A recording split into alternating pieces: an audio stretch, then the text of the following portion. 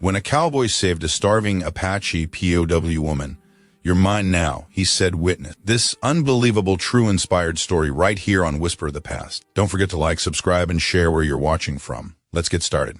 The year was 1886. The Apache Wars were coming to a brutal end, and the desert Southwest was a landscape of broken promises and shattered lives. Fort Bowie stood as a symbol of American military might, but behind its adobe walls, a darker story was unfolding. Apache prisoners, mostly women and children, were held in conditions that would haunt the conscience of any decent person who witnessed them. Among these prisoners was a young Apache woman named Naiche, though the soldiers had stripped her of even that small dignity, calling her only by a number. She was perhaps 20 years old, though suffering had aged her beyond her years. Her crime was simply being Apache, being born to a people who had dared to defend their homeland. Now she sat in a cramped holding cell, her body wasting away from starvation and disease, waiting for a death that seemed like mercy.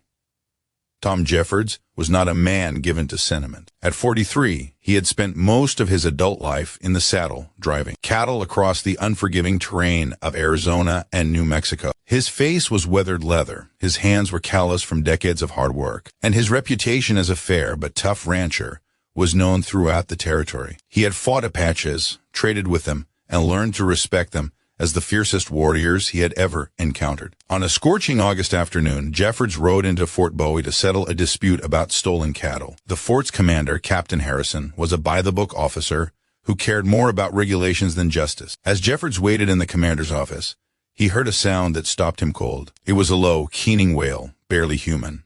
The sound of someone too weak even to cry properly. "What in God's name is that?" Jeffords asked. Captain Harrison barely looked up from his papers. "Apache prisoner. Female. She'll be dead by morning, I expect." One less problem for us to deal with. Something in the captain's casual cruelty ignited a rage in Jeffords that surprised even himself. He had seen plenty of death on the frontier. He had killed men in self-defense and watched friends die in his arms. But this calculated indifference to suffering was something different. Something that violated every code he lived by. "Take me to her," Jeffords demanded. "That's highly irregular," the captain protested. Jeffords leaned forward, his voice dropping to a dangerous whisper. "Take me to her now, or I'll find her myself and tell everyone from here to Tucson how the United States Army treats women prisoners." 5 minutes later, Jeffords stood outside a small cell that smelled of death and despair. Inside, collapsed on the dirt floor, was Naiche. She was so thin that her bones seemed ready to break through her skin. Her eyes were sunken, her lips cracked and bleeding. But when she looked up at Jeffords, he saw something in those eyes that took his breath away. It wasn't pleading or fear. It was dignity. Even in her broken state, she refused to beg. "How long has she been like this?" Jeffords asked the guard. "Week, maybe 10 days. They stopped giving full rations to the prisoners. Orders from Washington." Jeffords made a decision that would change everything. He turned to Captain Harrison, who had followed them.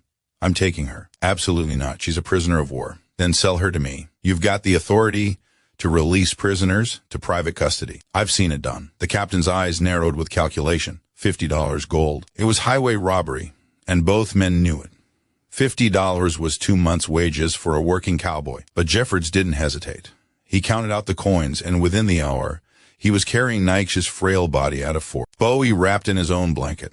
She was barely conscious as he laid her gently in the back of his wagon. As he climbed onto the driver's seat, she stirred and whispered something in Apache. Jeffords, who had picked up some of the language over the years, understood her question. She was asking if he was taking her away to kill her. He turned and looked at her, his weathered face softening in a way it hadn't in years. "No," he said firmly in broken Apache, then switching to English. "You're mine now, and I take care of what's mine." Those words, "You're mine now," would echo through both their lives. They weren't words of ownership in the way the captain had owned her as a prisoner. They were words of responsibility, of commitment, of a promise made by a man who kept his word. The journey to Jeffords' ranch took 3 days. He stopped frequently to give her water, small amounts of food that her starved body could handle. He never touched her inappropriately, never showed anything but rough kindness. At night, he built fires and gave her his bedroll while he slept sitting up against a rock, his rifle across his lap. Slowly, Naiche began to heal.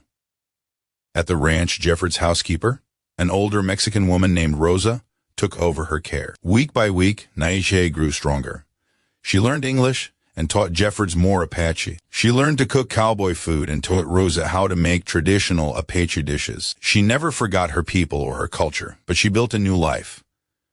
What grew between them was unexpected. Respect turned to friendship, friendship to something deeper. 2 years after that day at Fort Bowie, Tom Jeffords and Naiche were married. In a small ceremony that scandalized some and inspired others, their marriage lasted 31 years, until Jeffords' death in 1914. They never had children, but they built a life based on mutual respect, understanding, and the kind of love that grows from seeing someone at their worst and choosing to stand by them. Anyway, this story reminds us that even in the darkest chapters of history, individual acts of courage and compassion could transcend the hatred and prejudice of the times. Tom Jeffords didn't save Naiche because he expected anything in return.